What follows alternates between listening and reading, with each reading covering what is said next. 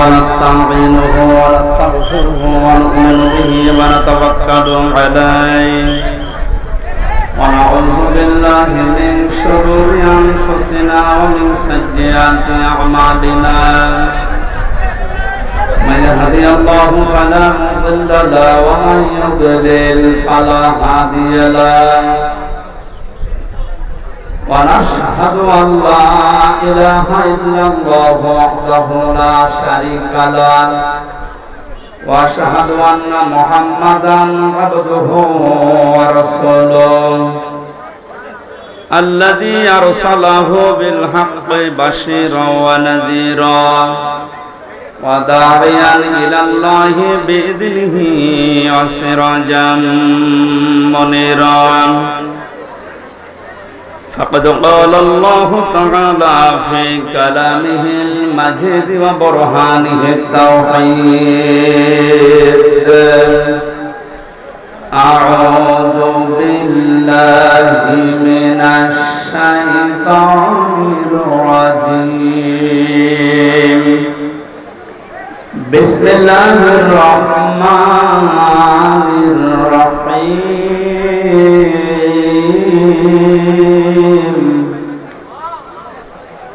يا أيها الذين آمنوا اتقوا الله وكونوا مع الصادقين اتقوا الله وكونوا مع الصادقين صدقت يا ربنا اللهم صل على سيدنا مولانا محمد وعلى آل سيدنا مولانا আলহামদুলিল্লাহ। এই এত কথা বলেন কেন? কথা বন্ধ করেন, এমনি সময় কম দেখছে না?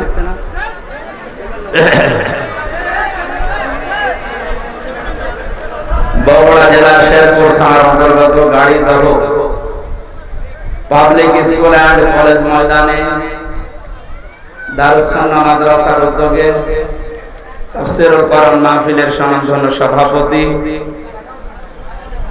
জনাব আলহাজ মোহাম্মদ ওয়াসিফ আলী পরমাণিক,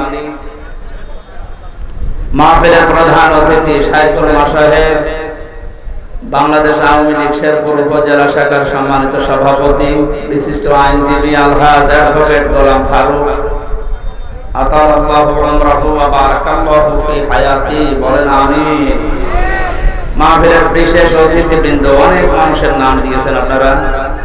এমনিতেই আপনারা শুনলেন 11:30টার পরে আর কারেন্ট থাকবে না, সেই হিসাবে আমরা খুব সংক্ষেপে নির্ধারিত বিষয়ের উপরে আলোচনা করার জন্য সব বাদ দিয়ে দিলাম। ওয়ারাফা'না লাকা যিকরা। এই কি আসছে? কথা বলেন কেন? এই কথা বলেন কেন? দাঁড়াবেন না। আরে এত উঁচু করে দেন কেন? পেছনে মানুষ দেখতে পায় না? নিচু নিচু করে লাগাবেন এখন থেকে, আগামীতে নিচু নিচু করে, পেছনে মানুষের ডিস্টার্ব না। কেউ কথা বলবে না ভাই। এতক্ষণ যারা আলোচনা রাখলেন, চুয়াডাঙ্গা থেকে আগত মাওলানা হোসেন আহমেদ মাহফুজ, আপনাদের এলাকার এক সন্তান কথা বলেছেন, আলেমদের কথাগুলো আমল করার তৌফিক কামনা করছি, বলেন আমিন। এই বগুড়া নাটোর এলাকায় আসলে কোরআনের মহব্বতে যে মানুষগুলো এগিয়ে আসে, আমার বিশ্ববিদ্যালয় কুষ্টিয়ার শ্রদ্ধাভাজন বড় ভাই, আপনাদের পাশের জেলা নাটোরের সন্তান আলহাজ মাওলানা আব্দুল রশিদ মিয়া সাহেবের ছোট জামাতা মাওলানা আব্দুল বারী রশিদি ভাই, তার হায়াতের কাজে বাসি হাতে কলিয়া কামনা করছি। উপস্থিত আছেন এলাকার সন্তান মাওলানা রেজাউল করিম ফারুকী ভাই সহ অন্যান্য উলামায়ে কেরাম, সম্মানিত উপস্থাপক ভাই, সামনে বসা মুসলমান ভাইরা, পর্দার আড়ালের সম্মানিত মা এবং বোনেরা, প্রশাসনের ভাইরা, প্রাণ প্রিয় বগুড়াবাসী, দল মত নির্বিশেষে কোরআনের অনুষ্ঠানে আখিরাতের পুঁজি তৈরি করার জন্য যারা এসেছি বলেন আলহামদুলিল্লাহ।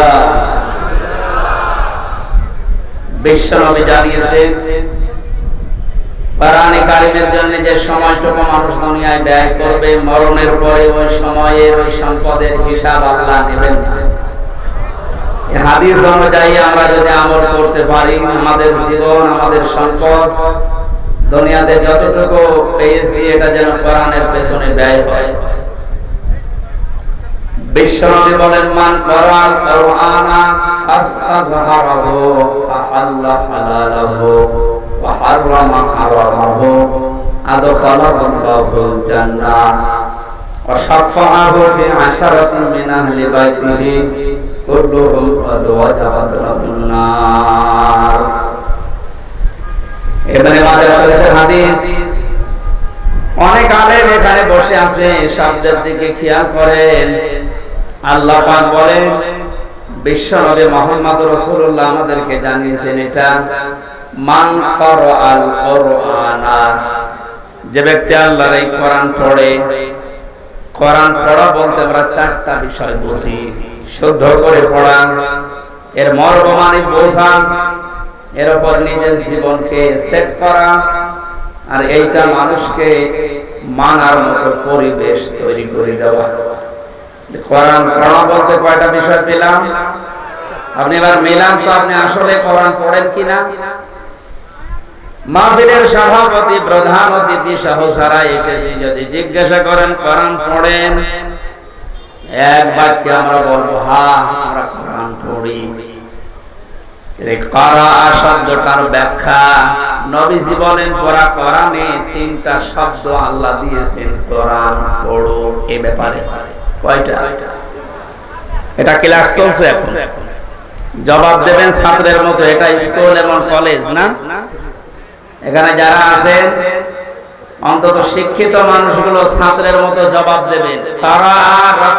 তালাওয়া, তিনটা শব্দ আছে কোরআন পড়ার ব্যাপারে, তিনটার ব্যাখ্যা হচ্ছে কেউ যদি কোনো বিষয় পড়তে চায় সে যেন শুদ্ধ করে পড়ে। কি করে?